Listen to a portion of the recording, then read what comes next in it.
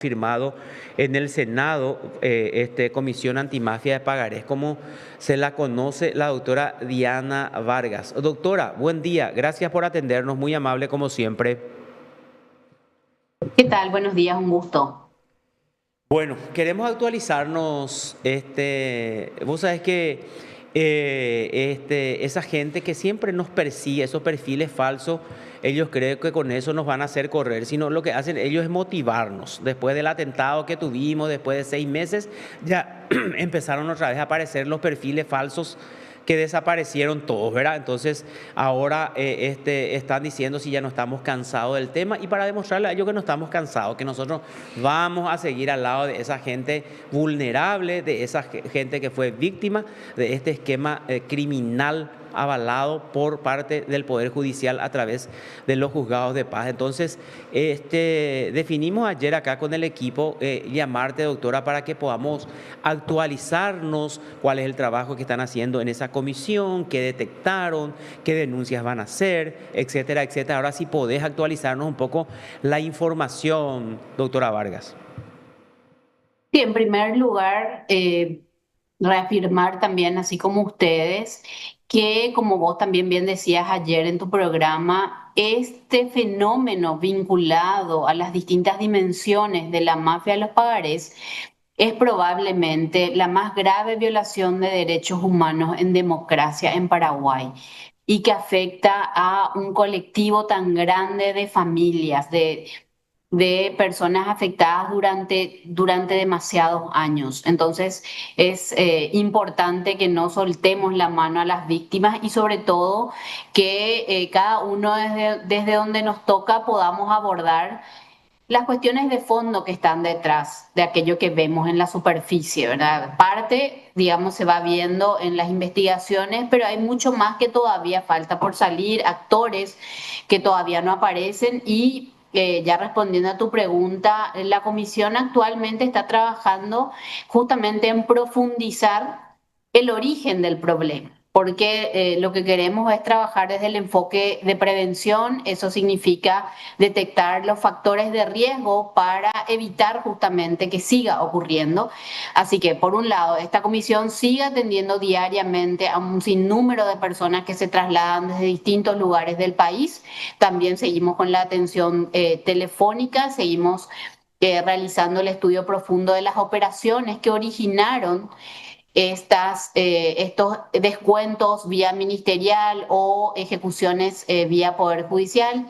Y lo que encontramos son distintos modus operandi, por ejemplo, lo que ya en algún momento habíamos puesto a conocimiento, estas multiplicaciones de operaciones, cada vez estamos encontrando, digamos, que más empresas venían realizando esta mala práctica con anuencia de parte de las instituciones, con controles, digamos, poco rigurosos de los documentos, de las autorizaciones de descuento.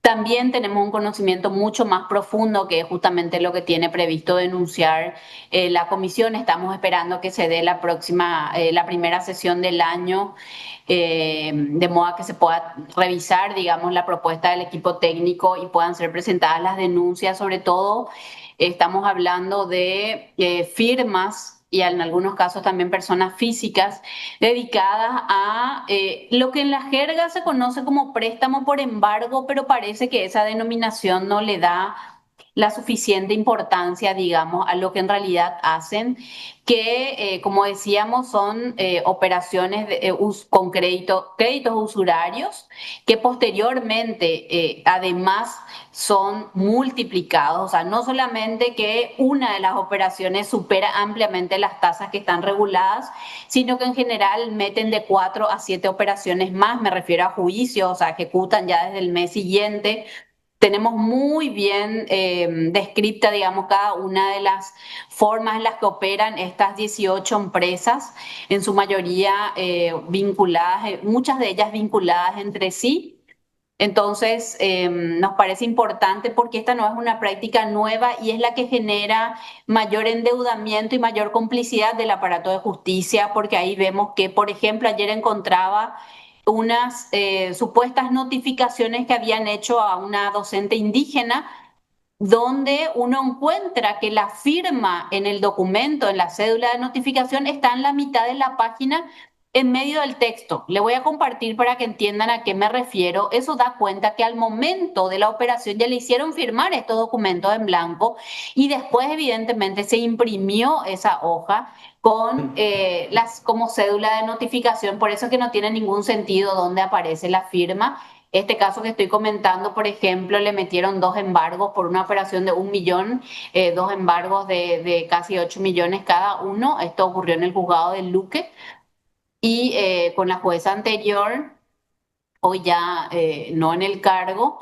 Y también estamos justamente realizando la denuncia con relación a que en realidad hay mandatos, es la denominación de esta empresa, que además posteriormente le hace un trámite de gestión de, que es otra de las modalidades, que es la gestión de crédito ante el BNF, a una persona que en ese momento estaba cobrando menos de 500.000 guaraníes, consiguieron que el BNF les otorgue 17 millones de guaraníes, estando en Equifax, teniendo una serie de descuentos y embargos.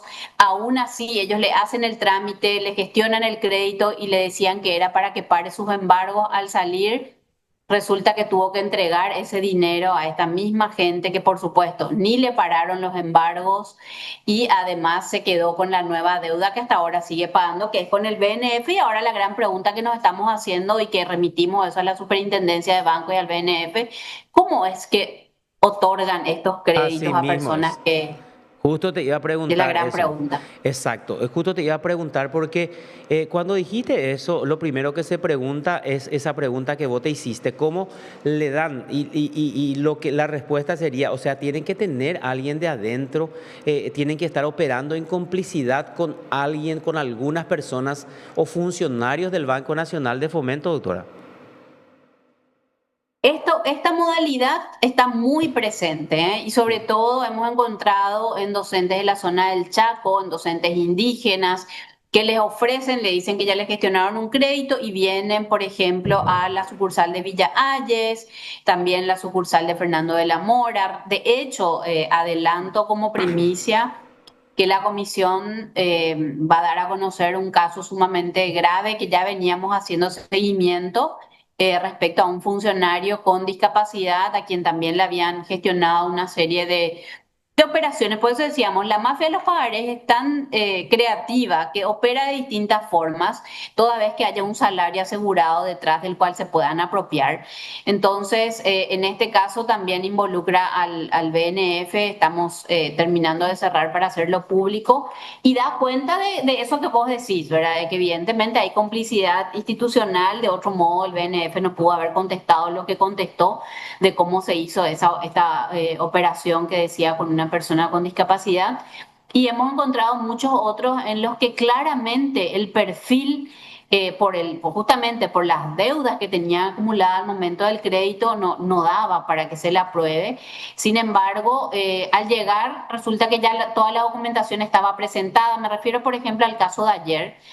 Ya habían presentado hasta su certificado de residencia. O sea, evidentemente hay una red que tiene mucha facilidad para tener documentación personal de otra persona, gestionar, porque lo hacen con frecuencia, entonces ya tienen un esquema y funcionarios, digamos, a disposición.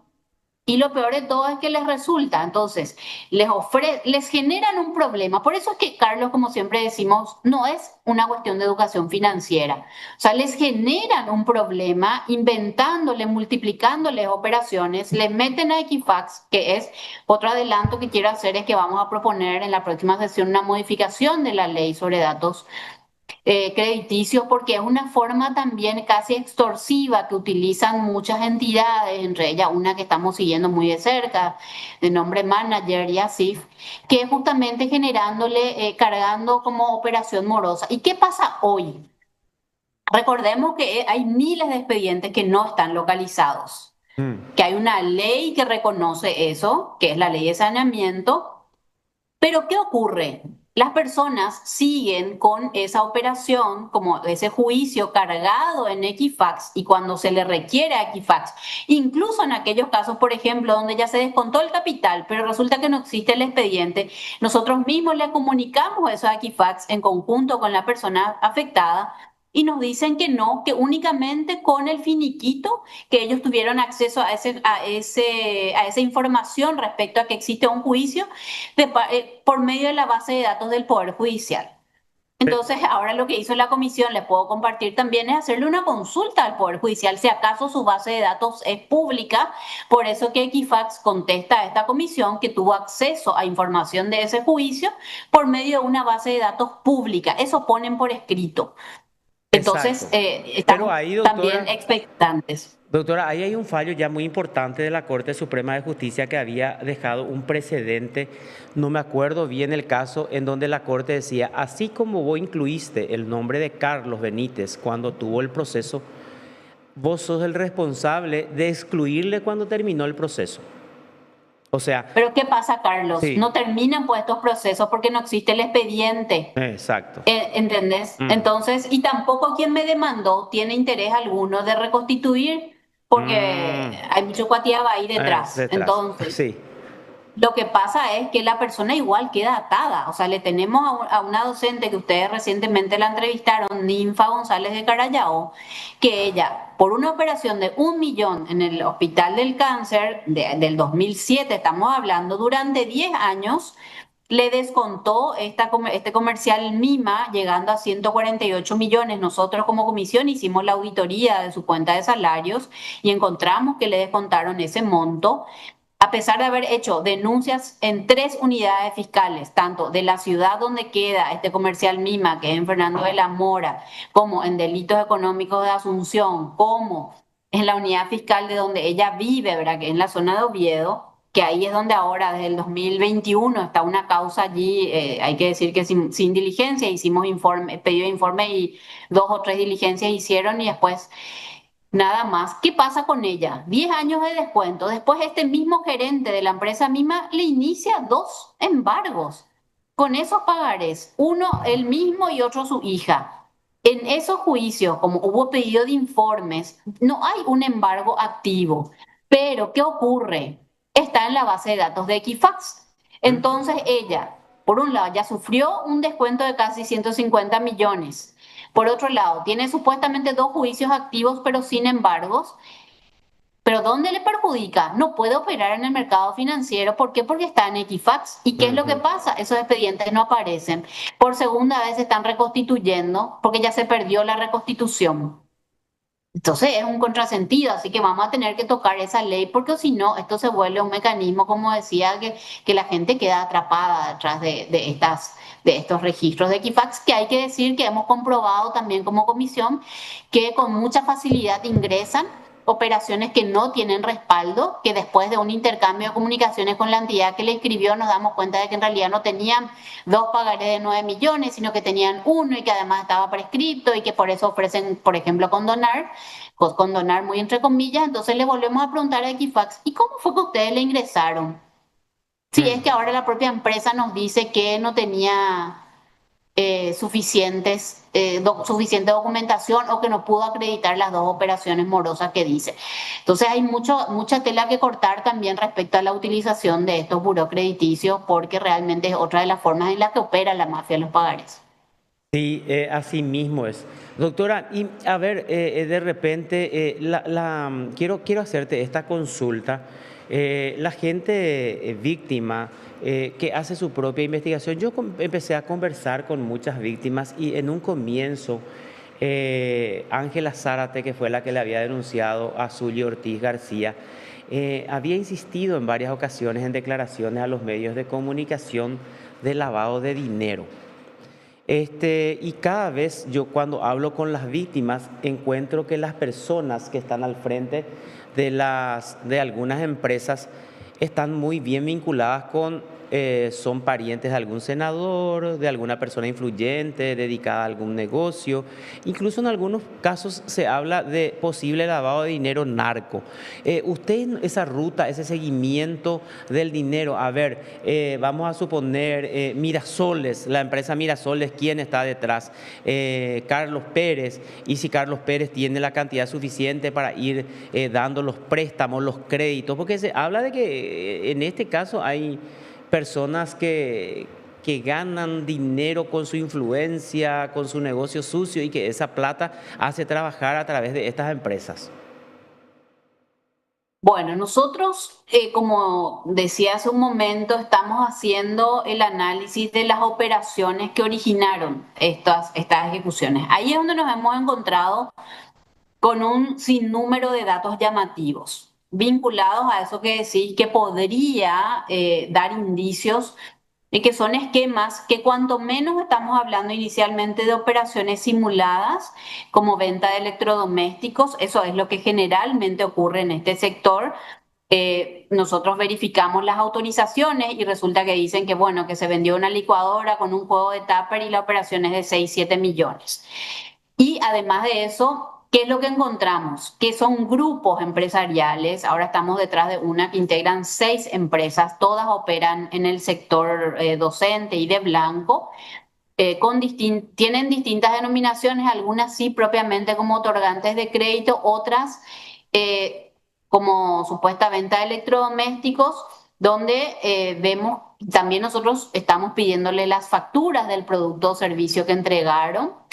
Eso también estamos, justamente tuvimos reuniones con la DENIT, ¿verdad? Con otras entidades, porque efectivamente creemos que detrás de estas operaciones, por un lado, que hay cuestiones tributarias que observar y otra de cumplimiento también de las obligaciones por ser justamente otorgantes de crédito dinerario. También estamos comunicando al respecto al BCP, a la supervisión, a la entidad que supervisa este tipo de operaciones, a la Superintendencia de Bancos. Así que coincido en que el aspecto que tiene que ver con el lavado de dinero y con otros hechos punibles también tienen que ser investigados. Nosotros nos costó, digamos, estos meses entender el modus operandi. Hoy ya tenemos mayor claridad, buscamos hacer denuncias colectivas porque lo que hemos visto, ¿y por qué no nos apuramos en hacer denuncias? Por más de que eso a veces suena rimbombante, porque nos dimos cuenta de que las denuncias individuales que ya han hecho un sinnúmero de víctimas no han tenido avances, Así más allá de mismo es. aquellas en que la propia Corte fue la que derivó, por ejemplo, los informes de auditoría. Entonces lo que hicimos fue estamos juntando grupos de víctimas de parte de un mismo grupo empresarial, de modo que se note la sistematicidad de la conducta, que podamos tener mejor descripción de los hechos que son denunciados. Así que eso es lo que estamos terminando y llegamos probablemente a 20 denuncias colectivas. Excelente. Doctora, siempre muy amable, muchísimas gracias por tu tiempo, y nosotros estamos abiertos acá para colaborar y para apoyar el trabajo que ustedes están haciendo de manera excelente, porque nosotros le escuchamos también a las víctimas que vienen junto a nosotros acá cuando traen las imputaciones, y después nos enteramos que evidentemente desde la comisión se le tuvo que llamar al fiscal y preguntar la causa, y después de eso recién vienen las imputaciones, porque si no, no anda esa denuncia por cada uno por su lado. Hay que hacer esa denuncia colectiva y forzar que actúe el Ministerio Público entonces y haga lo que tiene que hacer. Muchísimas gracias, doctora Diana Vargas, y reitero entonces que nosotros acá en El Observador tenemos las puertas abiertas para el trabajo que está realizando la Comisión Antimafia de Pagaré del Senado. Muy amable y éxito siempre, doctora. Muchas gracias. Hasta luego. Diana Vargas, entonces Hasta luego. directora de la Comisión entonces de la mafia, de antimafia de pagarés, Comisión del Senado. Estamos en la sesión, podemos mirar la sesión de la Corte. Vamos a mirar entonces la sesión de la Corte Suprema de Justicia. Está hablando su presidente, el doctor Alberto Martínez Simón. Vamos a escuchar brevemente entonces lo que está. Diputado Nacional Jorge Sebastián Barrés y Mancia, presidente de la Comisión Asesora de Ambiente, Desarrollo Sostenible y Cambio Climático, solicitando el parecer institucional con relación al proyecto de ley que crea el Fuero Agrario y Ambiental. Este mismo pedido ya habíamos tratado en sesión del 25 de marzo y habíamos encomendado la elaboración del parecer institucional a todas las oficinas técnicas, en esa ocasión a solicitud del diputado nacional Avelino Dávalos Estigarribia. Una vez que tengamos la respuesta, vamos a enviar esa respuesta como parecer institucional, por lo tanto propongo postergar este punto, señora secretaria. 10:05 minutos, estamos en contacto con nuestro compañero Diego Encina, desde la sede del Palacio de Justicia. Diego, ¿cómo estás? Buen día. Muy buenos días, Carlos, también a toda la audiencia de El Observador. Nos encontramos, sí, aquí en el Palacio de Justicia, frente al Salón Auditorio, donde hace unos minutos ya concluyó la audiencia preliminar en el caso Mafia de Pagarés. Aún no se terminó esta parte del proceso, se postergó para el lunes a las 8:30, luego de los días santos.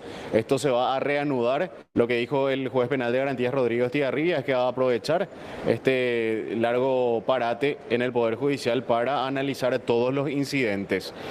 Ya la Fiscalía contestó los incidentes de las 10 defensas, pero las defensas también tienen que contestar algunos incidentes planteados con posterioridad por el Ministerio Público, y faltarían las últimas defensas que contesten esos incidentes, y posteriormente ya estaría todo listo como para que el juez pueda emitir su resolución, si eleva las causas a juicio oral y público, y si también concede las salidas procesales a los acusados que lo solicitaron, Carlos.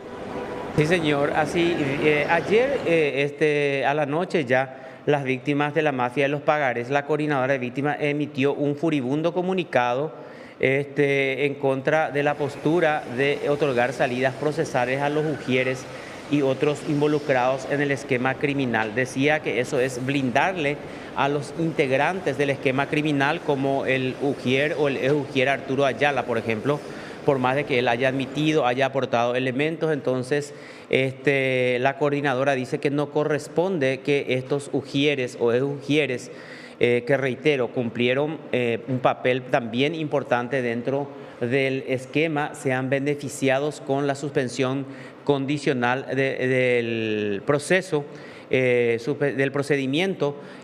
Durísimo estuvo la coordinadora entonces en cuanto a este punto, Diego. Exactamente, estuve leyendo el comunicado, Carlos, y ellos hacen énfasis en que estos tipos penales, los cuales se les acusa a los involucrados en la mafia de Pagarés, no deberían ser, no se debería obtener una salida procesal, y mucho menos para aquellos que han confesado los hechos. Carlos, recordemos que ellos están acusados de producción inmediata de documentos públicos de contenido falso, uso de estos documentos, y también de prevaricato en el caso de la jueza Civils, y también de los actuarios y de los abogados como instigadores de este hecho punible. Carlos, es la posición también de la coordinadora de las víctimas. Por su parte, el Ministerio Público lo que afirmaba es que otorgado, o sea, allanaba el pedido de estas salidas procesales, ya que estos acusados, tanto ujieres como actuarios, confesaron los hechos, aportaron información relevante y también estaban dispuestos, según dicen, a reparar los daños. Vamos a ver, finalmente esto va a tener que ser valorado por el juez penal Rodrigo Estigarribia, y veremos qué decisión toma Carlos sobre este tema que evidentemente afecta a las víctimas. Perfecto. Bueno, ¿alguna otra novedad, Diego? Por el momento hay algunos juicios que se van a desarrollar todavía, pero acá ya se siente un ambiente después de que la Corte Suprema haya decretado ya el asueto a partir de mañana. La mayoría, digamos, se está retirando ya de este recinto, Carlos. Sí, señor. Bueno, vamos a estar atentos entonces a las novedades que puedan ir surgiendo ya en esta parte final de la mañana. Pero entonces no llevamos ahí la Poder Judicial. Peas en la tema ya, Diego. Así mismo, y a partir de mañana entonces ya se declaró el asueto y se suspendieron, eso es importante, los plazos procesales, tanto de los juicios como el registro y catastro del Registro Unificado Nacional. Así mismo, es bueno lo del RUN entonces también, y esto se renueva en los plazos a partir entonces del próximo lunes. Bueno, Yañe llegó en el siguiente contacto, Yañe está Oñón Diego. Oima, Carlos. Bueno, así hasta luego, pesa, o sea, y lento o capila de compañero la guaranime. Oíma, hey. Todo el mundo dice eso. Si vos no decís oíma en guaraní, ya el acabose total, ¿verdad? Pero bueno, está bien, ahí está, nos está escuchando todavía, Diego. Yo pensé que ya te guardamos acá, Chipa, que preparó Belli, ¿verdad? O ya no queda más nada. Ya acá. Voy a ver qué le puedo llevar yo también acá de la cantina del Poder Judicial. No, ya comió todo Toto. Dejó la canastita y dejó al lado de Toto. Craso error, puso al lado de Toto, pero una rica chipa, pero hay que tener una buena dentadura, la paladar y purura molleita la han de chipar. Un aplauso para el albañil que hizo la chipa. Exactamente. Bueno, dale. Volvemos contigo después. Voy a ver si puedo llevar cocido. Cocido, dale Diego, nos encontramos. Sí, ya está. Gracias. Nos vemos. Diego Chao. Encina, entonces, desde la sede del Poder Judicial. Vaya, ya pues vamos a mirar lo que está pasando.